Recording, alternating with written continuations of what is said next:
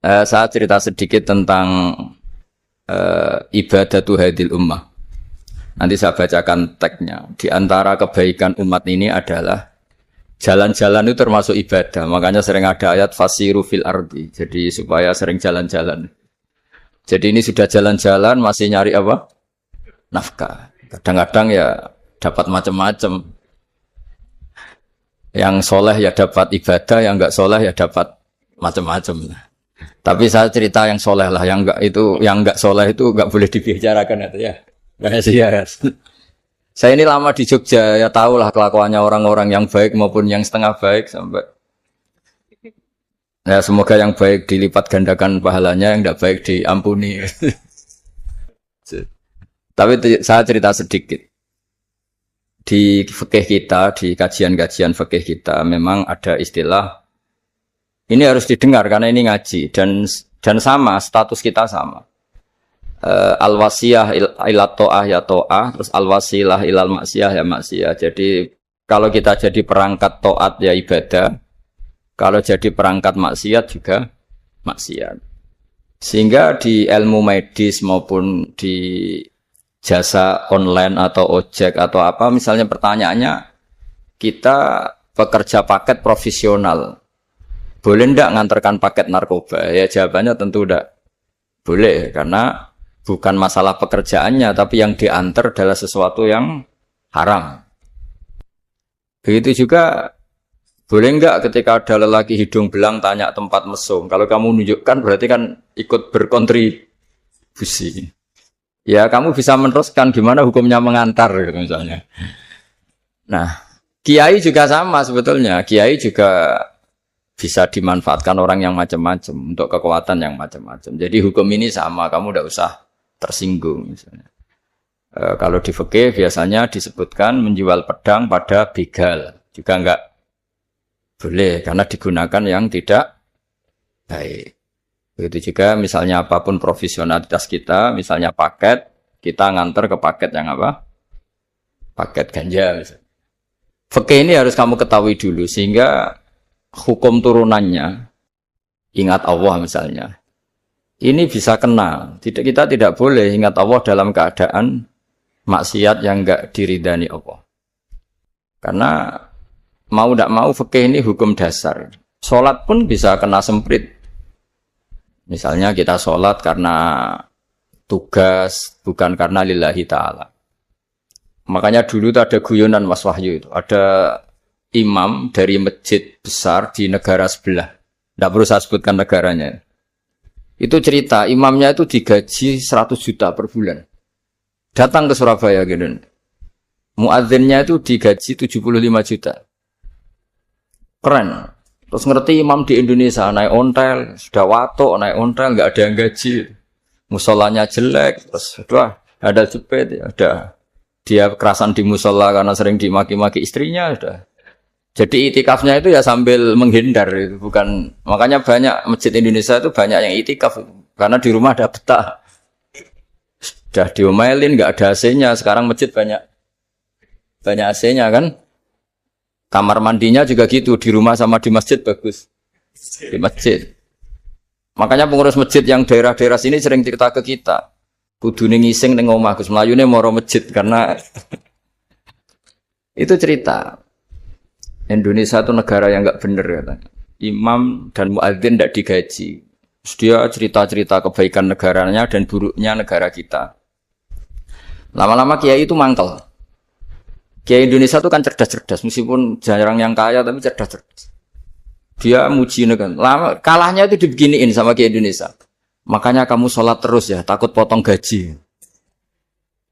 Artinya kalau dia jadi imam karena digaji, efeknya adalah dia kalau bolos itu takut, nanti kan dipotong gaji. Lama-lama kalau sering bolos di PHK gitu.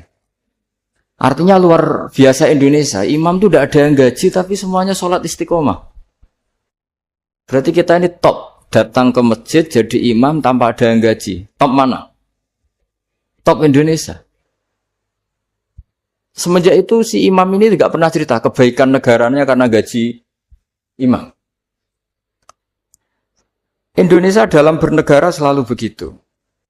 Ketika kita tidak punya solusi transportasi, ada saja pihak-pihak swasta atau investor yang ingin menanamkan modal di investasi Grab dan sebagainya. Tapi saya tetap sebagai kiai mengingatkan status hukum fikihnya.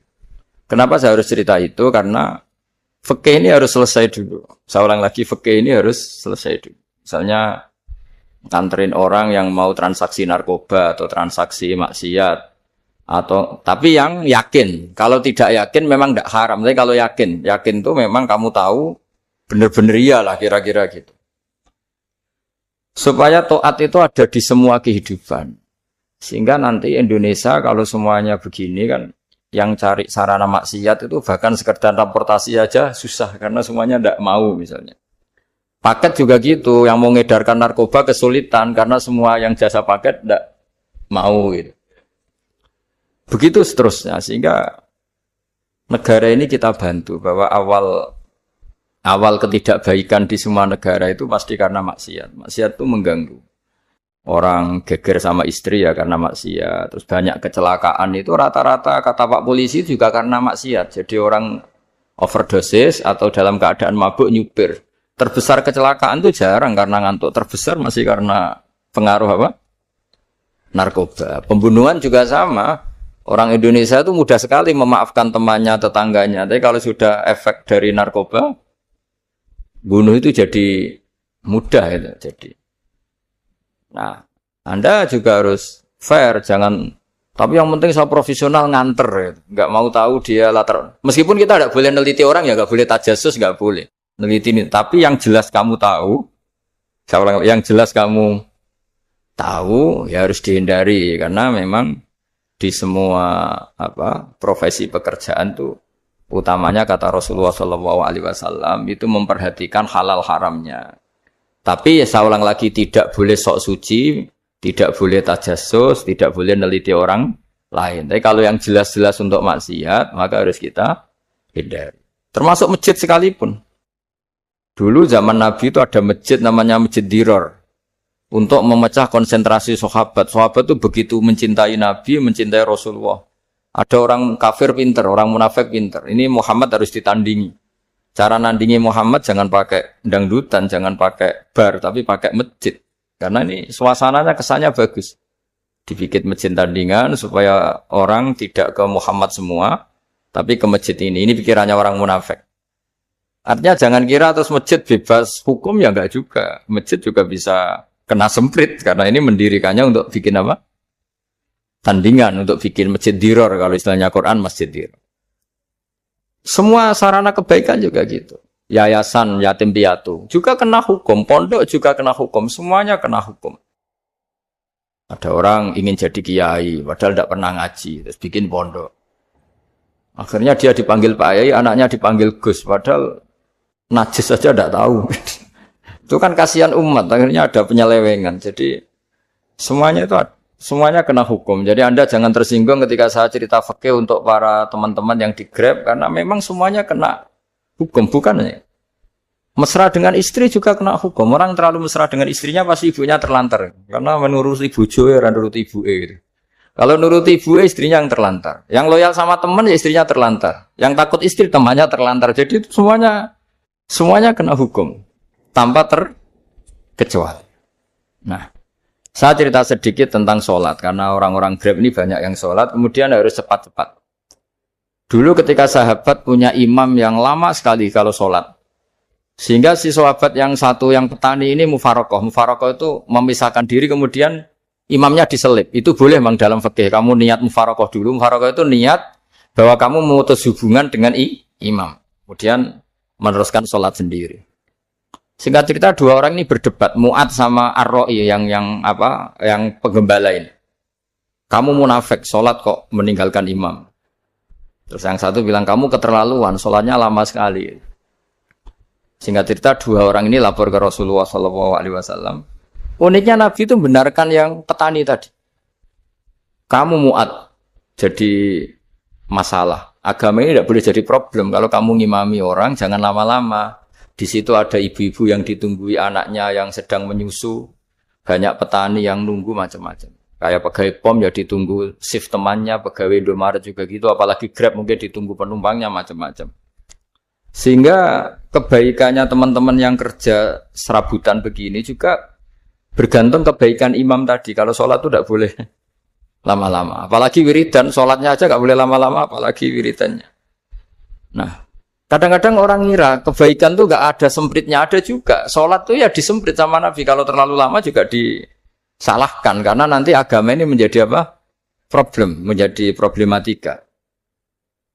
Nah, termasuk kebaikan kita ketika membolehkan ya atau mentoleransi atau mendukung pekerjaan mulai Grab dan lain-lain adalah agama ini rahmatan lil alamin.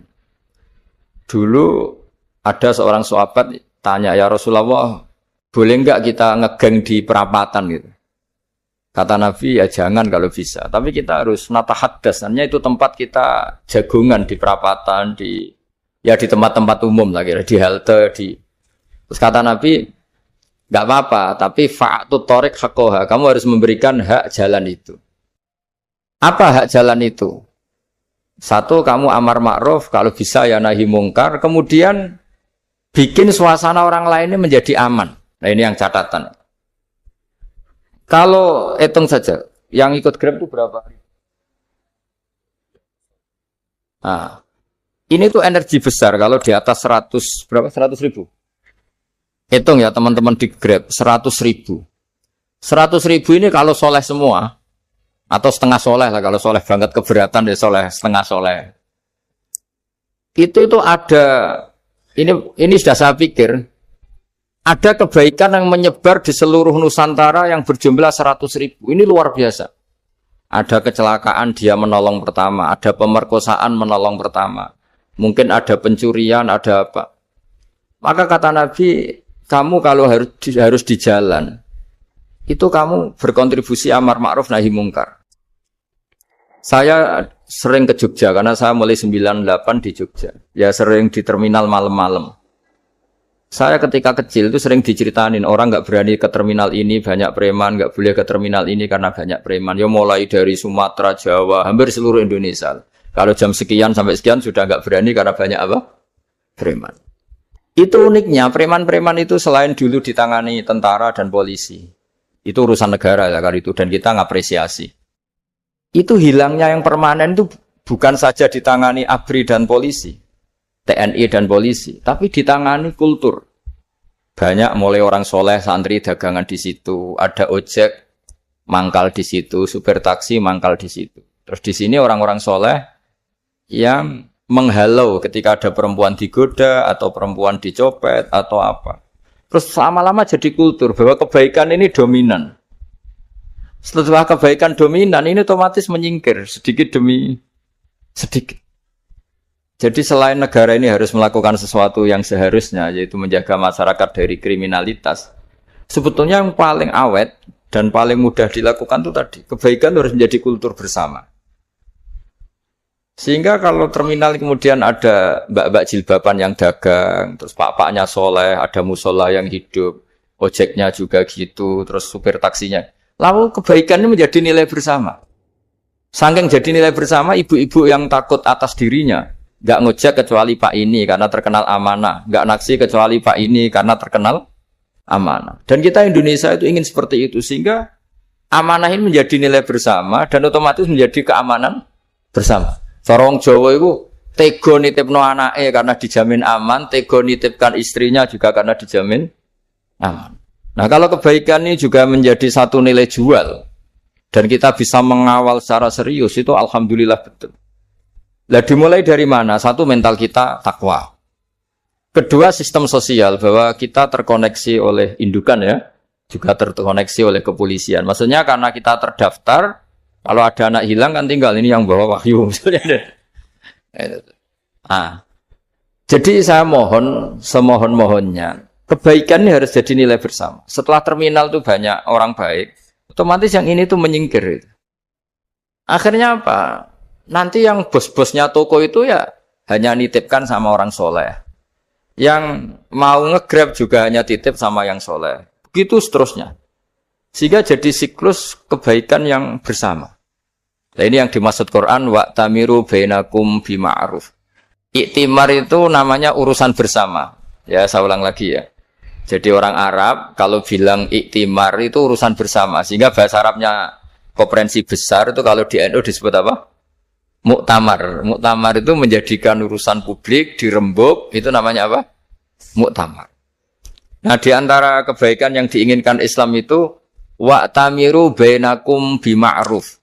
Urusan kebaikan ini menjadi urusan apa? Bersama. Ya saya contoh itu kecil saya itu mesti dikandani sama orang-orang tua. Jangan di terminal ini sampai jam ini. Jangan di perapatan ini ketika sudah jam begini. Tapi barokahnya orang soleh bertebaran di mana-mana itu. Yang tukang Grab ya di mana-mana, yang penjaga toko ya banyak yang soleh, yang ngojek, yang macam. Sehingga di terminal itu nyari tempat sholat ya gampang, cari tempat duduk ya gampang, nyari orang amanah ya gampang. Bahkan lama-lama yang nggak amanah ini nggak laku. Dan ini yang kita inginkan. Dan ketika nggak laku, akhirnya dia kalau ingin laku harus amanah. Atau ingin laku harus tobat. Nah, agama ini urusan bersama. Sehingga Allah mengistilahkan wa tamiru bainakum bima'ruf. Jadikan kebaikan ini urusan bersama. Sehingga karena ini urusan bersama, ketika kita jadi kiai juga harus, kalau misalnya tadi ada Gojek kok makmum, atau Grab kok makmum, atau supir bis kok makmum, kiainya harus cepat sholatnya. Jangan baca surat Baqarah. Nanti domel-domelin penumpangnya. Begitu juga ibu-ibu menyempatkan jamaah, waktunya tidak lama, di rumah sudah ditunggu anaknya yang masih menyusu. Makanya Nabi ngendikan idza amma ahadukum as-sholata falyukhaffif. Kalau kamu jadi imam, sholatnya harus relatif cepat. Fa inna fihim ad-dhaif badal hajat. Di antara makmum itu yang banyak punya urusan. Selain ada yang lemah, ada yang punya banyak urusan. Nah, terus ketiga, masalah kekayaan hati. Kekayaan hati ini penting sekali karena rata-rata teman di Grab itu kan miskin lah. Tapi jangan miskin sampai miskin hati gitu. Bahwa kamu nyari nafkah itu sudah ibadah, berkelana di buminya Allah juga ibadah, menyaksikan macam-macamnya orang itu juga ibadah. Bahkan menambah khazanah ilmu.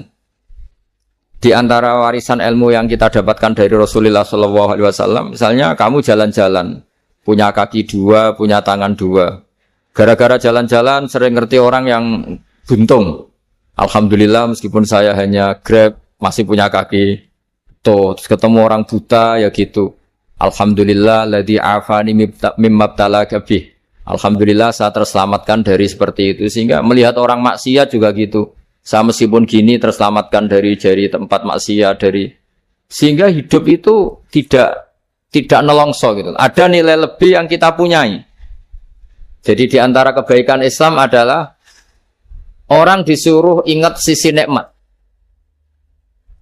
Nah, kalau nikmat itu sudah ada semua, kata Imam Ghazali, nikmat hidup. Kata Imam Ghazali, jika enggak ada kenikmatan yang Anda punyai, kamu datang ke kuburan. Disuruh datang ke kuburan. Dan kamu bilang begini, kenikmatan kembali ke dunia adalah kenikmatan yang diinginkan mulai yang mati zaman Nabi Adam sampai kiamat. Jadi kalau Fir'aun yang pernah jadi raja, Namrud, semuanya, bahkan orang-orang soleh sekalipun, kalau kamu tanya keinginan terbaiknya apa? Ingin kembali hidup untuk membenahi kesalahannya zaman hidup. Artinya apa? Kehidupan yang kita miliki sekarang adalah kenikmatan yang dirindukan mulai yang mati zaman Nabi Adam sampai kiamat. Maknanya apa? Kita punya kenikmatan yang luar biasa karena kenikmatan yang dirindukan oleh orang yang sudah mati mulai dulu sampai sekarang. Apapun masalah hidup Anda ini punya kenikmatan yang enggak tertandingi, yaitu namanya hidup. Barokahnya hidup itu kita bisa tobat. Setidaknya ingin tobat. Kalau enggak bisa tobat, ingin tobat. Makanya di Indonesia itu banyak nyuwun sewu, banyak maling yang anaknya itu soleh karena kalau ngandani anaknya tetap gini, wes le bapak tok sing nglakoni kowe aja. Bapak tok yang alami ini kamu jangan. Banyak di Indonesia orang enggak bisa baca Quran, anaknya hafid. Karena setiap bodoh itu tidak diwariskan. Wes le bapak tok sing bodoh kowe aja bodoh. Mungkin teman-teman di Grab juga gitu, bapak tok cong sing nasi pengen kowe ojo. Jadi kebaikan begini itu akan terus-menerus diwariskan. Sehingga banyak orang tidak tamat SD anaknya dosen, nggak tamat SMP anaknya dekan. Karena setiap dari kita itu cita-cita kebaikannya menurun ke anak cucunya, keburukannya berhenti di dia. Cara wong Jawa itu bapak tok sing nglakoni. Nah, di sini saya jelaskan tentang kekayaan rohani. Jadi saya mohon ketika Anda jalan-jalan nganter penumpang itu harus sering muji Allah Subhanahu wa taala. Ya, saya bacakan ayatnya at-taibunal abidunal hamidun. Orang baik itu yang tobat, yang ahli ibadah. Di antara definisinya itu as-saihun, yang sering jalan-jalan. Siaka itu jalan-jalan. Jadi orang paling bejo sak dunya itu sampai harus jalan-jalan ibadah dapat uang. Tapi syaratnya ibadah. Sekali tidak ibadah dapatnya masalah kan? Sering goncengkan orang cantik, terus ingat istrinya tidak cantik. Sering goncengkan orang yang sopan, yang santun, terus ingat, andekan ini istri saya di rumah rewel. Gitu. Jadi kalau kamu tidak taat itu adanya penyesalan. Di lampu merah ada orang naik Ferrari, naik Alphard, sementara kamu di rumah hanya mobil butut, kadang malah tidak punya mobil. Jadi kekayaan rohani itu dimulai dari mana? Dimulai dari taat. Cara berpikir itu taat, bukan maksiat. Sekali Anda cara berpikir maksiat, maka adanya hanya penyesalan. Semakin pengalaman di luar, semakin penyesalan. Karena di luar sana banyak orang yang dapat nikmat yang lebih dari Anda. Tapi sekali Anda taat, kamu akan mensyukuri apa yang Anda miliki dan tidak pernah ingin sama yang dimiliki orang lain. Sehingga orang-orang yang sering pergi, itu sama Allah dipuji. Jadi tidak ada nabi kecuali di antara ibadahnya itu jalan-jalan. Fasiru fil ardi. Sehingga semua nabi itu mesti pernah melakukan perjalanan internasional. Rasulullah Muhammad SAW pernah jalan-jalan sampai ke Syam. Padahal beliau orang Mekah. Nabi Ibrahim yang orang Syam pernah perjalanan sampai ke Mekah. Karena di antara kearifan itu ya dimulai dari apa? Jalan-jalan tadi. Kamu ngerti orang yang macam-macam. Makanya di antara kebaikan umatku, kata Nabi itu siyaha fil ard. Sering berkelana. Tapi tentu untuk mengambil pelajaran. At-taibunal abidunal hamidunas saihun. Nah, agama mensupport itu. Sehingga kata Nabi, jika ada orang kok sholat qobliyah, ba'diyah, semuanya di masjid. Sama Nabi ditegur. La taj'alu buyutakum kuburan. Rumah kamu jangan jadikan kuburan, harus dapat jatah apa? Sholat. Kata ulama, kalau ada orang sering sholat di satu titik, itu ditegur. Kamu harus ganti titik yang lain, supaya saksi bahwa kamu di bumi sholat itu banyak. Jadi kita ya punya nilai positif juga tentang apa? Karena kita sering siyaha, kalau bahasa Arabnya itu sering keluyuran, saksi kita kebaikan juga banyak. Tapi pesan saya paling pokok tadi ya, jadikan komunitas kebaikan itu punya nilai jual. Syukur-syukur fid dunya hasanah wa fil akhirati hasanah. Ya kita bersyukurlah di Indonesia itu. Saya masih ingat kecil saya itu, ya sekitar saya umur 15-14 tahun. Setiap mau pergi itu pesannya orang-orang yang sering pergi itu, jangan masuk terminal jam ini, di perapatan ini. Karena yang namanya preman itu dulu dominan. Sekarang sampai jam 2 ada orang pakai jilbab, kadang orang pakai peci, yang nggak pakai peci pun ke musola terus. Yes, pokoknya kebaikan itu jadi komunitas dan jadi nilai jual. Bahkan tadi, misalnya ibu-ibu yang pergi malam itu kan mesti ada orang-orang yang jadi langganannya karena terkenal apa? Amanah. Yang dititipi anak juga pilih orang yang terkenal apa? Amanah. Nah, nilai amanah ini harus kita jaga terus. Supaya kamu ya bisa bekerja, orang lain juga nyaman karena amanah tadi. Allah juga senang karena amanah itu perintahnya Allah Subhanahu wa ta'ala. Dan Indonesia harus menuju ke sana. Pemimpin juga harus gitu. Pemimpin bawaannya amanah, bawaannya apa? Yang memilih dia juga senang karena nggak malu lah. Tapi kalau kita milih, ternyata kita pilih tahu-tahu ditangkap KPK, kan ya malu gitu. Dulu kita kampanye mati-matian, ternyata dia ditangkap KPK. Tapi kalau dia amanah kan ya senang. Sama kalau tukang Grab ketangkap satu karena penodaan atau karena pengkhianatan, yang malu juga semua. Karena kadang-kadang nanti digeneralisir seakan-akan semuanya seperti itu. Tapi dengan reputasi panjang, nggak pernah terjadi apa-apa dalam Grab kan otomatis lainnya juga terangkat. Nah, ini yang dimaksud wa'tamiru bainakum bima'ruf. Jadikan kebaikan itu urusan bersama. Makanya andekan negara itu sudah mengoptimalkan polisi, TNI untuk meringkus preman, oke itu baik. Tapi ya lebih awet lagi kalau itu ditopang apa? Masyarakat. Karena yang nggak amanah terkucilkan, terus akhirnya Grabnya nggak laku, akhirnya dia dipecat, akhirnya kan yang maksiat hilang, yang kriminal hilang, yang ada hanya Grab-Grab yang baik. Begitu juga di dunia apapun. Itu yang dimaksud wa'tamiru bainakum bima'ruf. Jadikan kebaikan ini urusan apa? Bersama. Nah karena kita baik, otomatis jadi teladan yang baik bagi anak kita, istri kita, tetangga kita. Dan karena kita baik, maka terhormat. Sehingga orang melihat Grab itu simpatik, respect, karena reputasinya baik. Nah karena orang respect, tidak dicibir. Barokahnya tidak dicibir, tidak mangkel. Barokahnya tidak mangkel, tidak saling ejek, bahkan tidak saling bunuh. Coba kalau kita jelek, dicibir orang, kita dalam keadaan mabuk, tidak terkontrol, bunuh. Jadi efek dari maksiat itu begitu buruknya. Sehingga penelitian itu mengatakan kebanyakan kecelakaan ya pemicu utamanya rata-rata ya nyupir dalam keadaan mabuk. Beberapa nyuwun sewu kasus-kasus kriminal rata-rata ya dipicu oleh hal-hal seperti itu. Makanya meskipun di luar saya tolong hindari narkoba, hindari hal-hal yang maksiat supaya pekerjaan Anda ini barokah. Kemudian yang terakhir saya beri ijazah tentang Al-Fatihah ya, karena ini surat yang populer. Kalau saya ijazahi Quran 30 juz pasti sampean enggak hafal. Atau ijazah surat Baqarah. Kalau mau Baqarah mau. Ijazahi surat Baqarah mau 2 juz setengah. Mau Mas Asep? Ya Fatihah aja yang gampang ya. Nah, ya kulhu Fatihah ini paket ringan ini. Tapi pahalanya apa? Besar.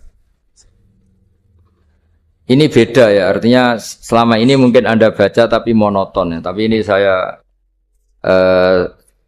bacakan teks aslinya tentang istilahnya itu mazaya itu kelebihannya Fatihah.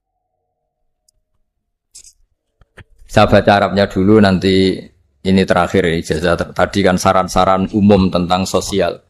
Ya, pokoknya jadikan kebaikan itu punya nilai sosial yang baik lah. Jadi nanti orang yang nggak amanah nggak laku. Ya, calon bupati, gubernur, presiden yang nggak amanah juga nggak laku.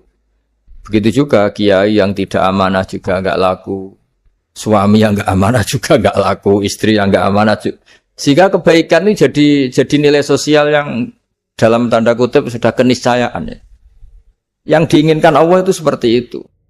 Bukan kebaikan yang dipaksakan karena kekuatan negara. Maksudnya kalau bisa kebaikan itu tidak usah dipaksakan. Memang sudah satu kebutuhan. Tak cerita-cerita di negara maju itu. Bahkan apapun jatuh itu nggak ada yang ngambil apa. Makanya gambarannya Mekah Medina kan gitu kan. Barang jatuh nggak ada yang berani apa ngambil, itu saking sudah jadi sistem.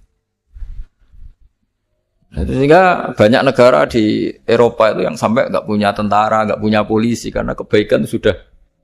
Nah kita kan masih capek, polisinya aja capek, apalagi masyarakatnya karena ya kebaikan itu belum jadi nilai apa bersama. Nah kita selain ditopang negara, ada polisi, ada tentara, itu kita usahakan kebaikan itu jadi nilai apa bersama. Tadi wa'tamiru bainakum bima'ruf. Dan kita punya reputasi yang bagus dalam bab ini. Saya masih ingat kecil saya itu yang jilbaban hanya keluarga kiai. Sekarang rata-rata masyarakat itu jilbaban. Dulu yang sekolah SMP, SMA itu jilbaban kadang dulu malah dilarang ya, harus sama seperti itu seragamnya. Sekarang sudah boleh. Dan nyaman. Lama-lama yang dapat simpatik ya yang pakai pakaian model tertutup seperti itu. Lama-lama gampangane cara wong golek mantu ya golek yang seperti itu daripada yang blodor. Lama-lama jadi nilai bersama. Ya ingin saya seperti itulah. Di terminal juga sama. Orang mau makan tuh cari warung yang kelihatan ada ayat kursinya, pakai jilbab atau paling enggak dia enggak mungkin lah nyuguhkan yang tiren atau yang haram. Kan ada garansi sosial, ada apa? Ada garansi apa? Sosial dengan penampilan yang soleh itu kan masa iya nyuguhkan oplosan babi gitu misalnya itu. Jadi nilai sosial itu harus ya tadi harus benar-benar jadi nilai. Sehingga negara biar gak capek-capek. Polisi juga gak capek kan karena tugasnya corong Jawa mau ngawat-ngawati tok tapi sudah tidak perlu tegang karena kebaikan sudah jadi nilai apa? Bersama. Ya, ingat-ingat ya ayatnya tadi wa tamiru bainakum bima'ruf. Jadi kebaikan itu harus jadi nilai bersama. Iktimar itu menjadi urusan bersama. Makanya kalau kita rapat besar disebut apa? Muktamar. Muktamar itu urusan bersama. Ya tadi imamnya sholat juga menopang Gojek karena enggak lama-lama nopang Grab, nopang Kernet, nopang penjaga Indomaret, penjaga bensin, pom bensin. Lah dia hanya punya waktu 5 menit terus imamnya baca Baqarah kan. Iya imamnya mursyid, mungkin dia tambah lama tambah dapat aplaus dari muhibbinnya, tapi makmumnya dia tambah lama tambah dapat penghormatan dari pecintanya, tapi kitanya wah khusyuk wali kan dia dapat status naik lah, kita yang sudah tidak ikut jadi wali diganggu apa pekerjaan. Kalau ada imam seperti itu sampai mufaroqah saja, niat ya Allah sampai sini saja saya makmum orang itu, silakan orang itu punya urusan sendiri dengan jenengan ya sudah atau salib saja apa. Dan itu boleh kalau dalam fikih namanya apa? Mufaroqah. Mufaroqah itu niat. Tapi kamu jangan langsung selonong mufaroqah, niat dulu. Pamit sama Allah bahwa sekarang mau mufaroqah. Tapi ya jadi sholat yang aneh kan, imamnya masih rukuk, kamu terus sujud, terus apa-apa selesai ya. Mungkin dalam pandangan itu orang lain ini maksudnya makmum gimana ini kok begini. Tapi sudahlah Allah Maha tahu. Insya Allah dimaklumi. Ya saya baca tentang Fatihah ya, karena sampean pasti sering baca Fatihah. Supaya apa sekaligus jadi jimat lah gitu. Jadi kalau kamu sering di jalan-jalan yang mungkin sepi atau mungkin kan tidak semua teman Grab itu nasibnya bagus yang di Semarang Jogja. Mungkin yang di Kalimantan di Papua kan ada yang 10 kilo gak ketemu rumah, ya kan? Ya lihat di TV-TV itu kan kasihan kan. Udah 10 kilo gak ketemu rumah. Penumpangnya kewekar preman tuh kan. Ini makan orang enggak kan gitu. Kan ujiannya dua. Kalau penumpangnya cantik itu ya kecoba syahwat, kalau preman takut. Jadi orang itu selalu ujian nih. Sing sedengan itu kan jarang orang. Jadi kalau penumpangnya perempuan cantik ujiannya itu syahwat, kalau preman ujiannya ketakutan. Kalau orang yang lemah bawa uang ujiannya kamu ingin garong. Jadi hidup itu memang semuanya ujian. Liyabluwakum ayyukum ahsanu amala. Makanya saya sering ditanya oleh teman-teman, Gus, nah ujiannya kenal wong wedok elek piye sama, kenal wong ayu ujiannya syahwat, kenal wong elek ujiannya ngenyek, itu sama-sama dosa. Syahwat ya dosa, ngenyek juga dosa. Wah elek keriting untune metu ya dosa ngomong gitu. Kadang-kadang orang berpikir enak kancanan wong elek enggak dosa, kata siapa kancanan wong elek itu ya dosa, karena bawaannya ngenyek. Ngenyek itu menyepelekan itu. Makanya saya itu ya enggak mau berteman sampean. Nanti kan bawaannya ngenyek atau seneng ya tidak tahu. Ya sudah ada takdir saja kalau ketemu ya tak ulang ngaji gitu. Tapi ini ngaji terakhir, setelah ini ngaji biasa aja, tidak usah resmi gini. Ngaji kok resmi aneh. Pokoknya nanti suatu saat kalau pandemi sudah berlalu saya akan ngaji Rebone, lalu ini ngaji. Ini ngaji yang kurang bagus karena ngatur kiai kurang berkah ini. Nanti tapi ya lumayan lah masih mau ngaji. Ngaji kok tanggal ini jam ini. Sekarang suatu saat kamu tak panggil, Mas Wahyu datang ke sini jam ini, tidak mesti bisa. Mungkin pas ada acara apa, maaf ke sini pas ngecek, pas apa. Gitu. Jadi ya sudah, tapi tak maafkan, enggak apa-apa. Takdir, ya. Tak bacakan, supaya sampean tahu keramatnya Bismillah. Nah sebelum saya bacakan Bismillah Fatihah, tak beritahu tentang ilmu tafsirnya, karena ini penting sekali. Fatihah itu dawuhnya Allah, tentu itu dawuhnya Allah. Saya ulang lagi, itu kalam Allah. Tapi yang sudah diberikan kesampaian ke kita semua. Sehingga seakan-akan itu menjadi dawuhnya kita ke Allah. Jangan salah loh ya. Fatihah itu dawuh Allah, tapi sudah diberikan ke kita. Sehingga posisi kita itu yang punya itu. Nah kenapa ini perlu dijelaskan? Karena nanti ada kalimat iyyaka na'budu wa iyyaka nasta'in. Kalau itu masih kalam Allah, berarti Allah ngomong ke kamu, ngendikan ke kamu, kepadamu aku menyembah. Masa Allah menyembah kamu? Nah, sehingga ilmu tafsir itu menyelesaikan itu dulu ya. Saya ulang lagi ya, sebelum sampean sering baca Fatihah, aku yakin ya sering baca. Tapi barokahnya ndak paham itu ndak pernah janggal. Enggak paham itu ya penting supaya ndak iskal, ndak janggal. Sebetulnya di kalimat itu ada yang janggal. Kalau Fatihah itu kalimatnya Allah atau kalam Allah, bagaimana dengan kata-kata iya kana budu? Masa Allah ngendikan ke kita, kepadamu kami menyembah. Masa Allah menyembah kita? Maka penyelesaiannya secara ilmu tafsir gimana? Semua ulama mengatakan, bukan satu dua, semuanya mengatakan di Fatihah itu semuanya diberi kawalan kalimat. Saya ulang lagi ya, di Fatihah itu semuanya diberi awalan kalimat qulu, katakan wahai hambaku begini. Ya, katakan wahai hambaku begini. Nah, begini ini pelajaran dari Allah yang sudah diberikan ke kita. Terus kita mengatakan bismillahirrahmanirrahim, alhamdulillahirabbil, termasuk kita mengatakan iyyaka na'budu wa iyyaka nasta'in. Jangan bayangkan Allah ngendikan ke kita. Kalau Allah ngendikan kita berarti gini, hei wahyu, ihdinas siratal mustaqim, tunjukkan saya jalan yang benar. Nah nanti kamu terus, ya Allah, Anda aja minta tolong saya minta tolong siapa kan? Jadi panjang kan? Ya, saya ulang lagi ya. Jadi itu di Ulumul Quran diterangkan gimana? Sebelum baca Fatihah, ya. Fatihah itu kalamullah, ngendikane Allah, tapi yang sudah diajarkan ke kita dan sudah milik kita. Sehingga kalimat itu menjadi milik kita. Tapi ya kalamullah, tetap kalamullah, tapi sudah menjadi milik kita. Udah paham ya? Ya pinter naon. Ya, karena kalau tanpa penjelasan seperti ini, Anda akan iskal. Bagaimana Allah, iskal itu janggal, bagaimana Allah mengatakan iya, karena butuh. Kan jadi aneh ya? Ya, jadi tak jelaskan secara ilmiah ya. Jadi kata ulama-ulama tafsir, ayat-ayat Quran seperti ini sebetulnya dimulai dari qulu, apa? Meskipun enggak dilafatkan. Itu kan sama dengan qul huwallahu ahad Muhammad, katakan kalau Tuhan itu satu. Ya namanya Quran itu kan kalam Allah, membina nabinya, membina umatnya. Makanya dikatakan atau enggak, di sini tersembunyi kata qulu, katakan. Ya. Jadi ya ibarat apa itu? Kamu ngajari anak kamu lah, panggil jenengan bapak kulo. Itu maksudnya anak itu, kalimat itu kalimat kamu, tapi kamu ajarkan ke anak kamu. Terus anak kamu bilang, Pak jenengan bapak kulo. Nah ketika kamu mengatakan jenengan, bukan kamu mengatakan jenengan anakku, berarti anakmu itu bapakmu, kan lucu kan. Anak kamu ajari jenengan bapak kulo. Kamu, engkau, bapak saya. Terus anak kamu mengulang, jenengan atau kamu bapak saya. Berarti itu kalimat yang kamu ajarkan, tapi sekarang sudah milik anak kamu. Kalau itu kalimat kamu kan lucu, masa anak kamu bilang bapak.